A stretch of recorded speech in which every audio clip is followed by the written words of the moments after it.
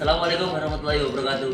Kembali lagi dengan saya Muhammad Nuriman dari Surabaya. Oke, kali ini saya akan membahas tentang sejarah film yang ada di Indonesia. Oke, proyeksi film Indonesia pertama muncul pada masa kolonial Belanda. Hanya dapat ditonton oleh orang-orang Eropa, Amerika.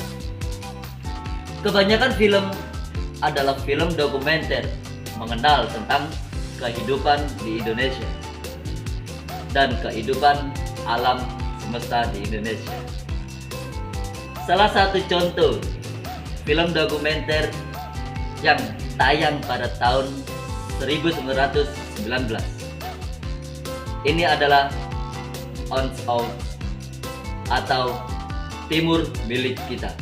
Oke, masuknya industri film pada awal di masa kolonial Belanda. Pemerintahan kolonial berpikir untuk membuat sebuah film rekam jejak yang menggambarkan keadaan Nusantara sehingga dapat mematik orang Belanda agar mau bekerja di Hindia Belanda. Pada mulanya, orang Eropa yang datang ke Hindia Belanda untuk membuat atau membangun film itu bukan orang-orang Belanda.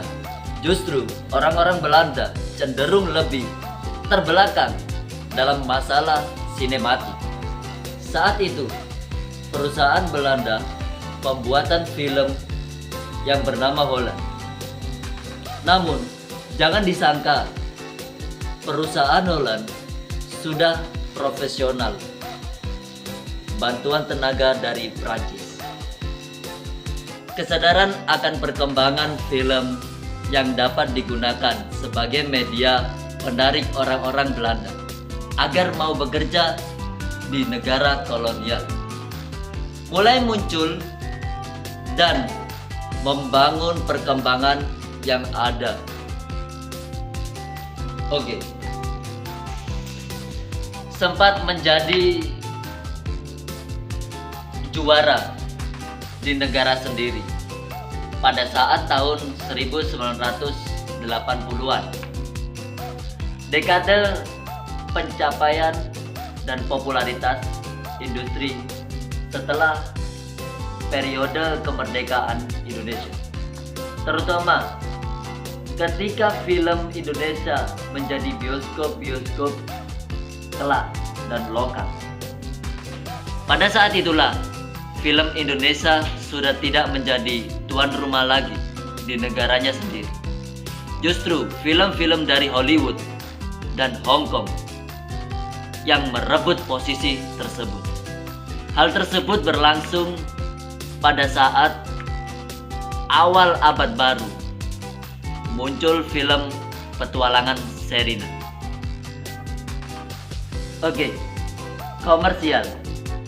Setelah film itu muncul, film-film lain yang dengan segmen yang berbeda-beda yang juga sukses secara komersial.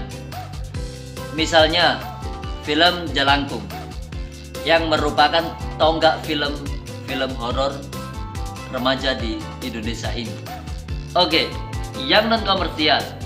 Selain film-film komersial, itu juga ada banyak film-film non komersial yang berhasil memegangkan penghargaan di mana-mana yang berjudul Pasir Berbisik.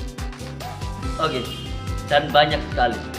Festival Film Indonesia juga kembali diadakan pada tahun 2004 setelah vakum selama 12 tahun.